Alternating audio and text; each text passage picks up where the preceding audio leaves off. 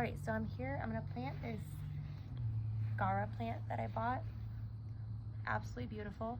I love the pink color, and it's going to get, I believe, about 2 feet tall, maybe 3 feet wide. This is a perennial. I live in zone 9B. So I already started digging my hole here. We have this awesome, you can call it dirt. It's kind of like a sand clay here. And I believe this is why a lot of my perennials do so well, is because a lot of these plants love this type of soil. So what I'm gonna do is I kind of just get in here and I mix up what I have, okay? And you want the hole to be deep as the plant, but then you want the actual plant ground level. If it goes too deep, you're gonna get root rot. And that's when your roots basically get rotten because they're down too far. So I'm gonna go, I added my in-ground soil. Go to any of your big box stores to get that and your plant. So all I'm gonna do is come in. We're just gonna tip this plant over.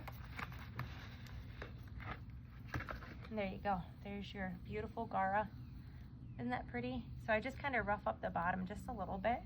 I put it in here and I kind of assess where I'm at. Is it gonna be deep enough? And I do believe so. So what I do is I mix a little bit of the soil that I bought in with the soil that I dug out. And I'm just gonna start putting it back in, because again, these perennials absolutely love this sandy soil around here. If you live in Florida, this is gonna be a great perennial for you.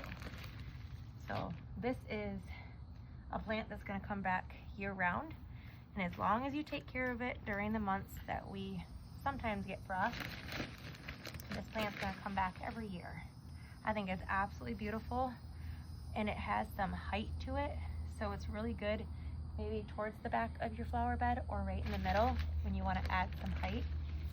So what we'll do is we'll get this in the ground and we'll come back in a couple weeks and see how it's doing. I think it's gonna love where it's at.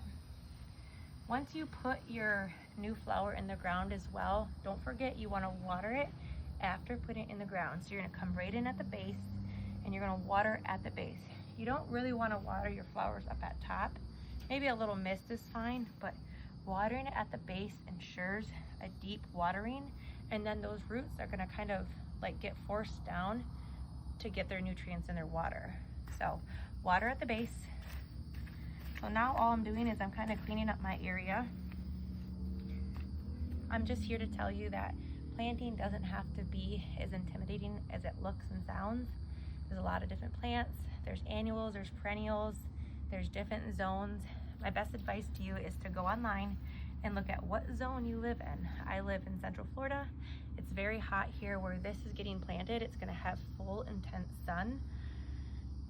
So basically I just kind of research the plants that I want, and it's best by trial and error. So I started gardening years ago. I've kind of done it my whole life, but I got into it a lot more over the last couple years, and I really enjoy it.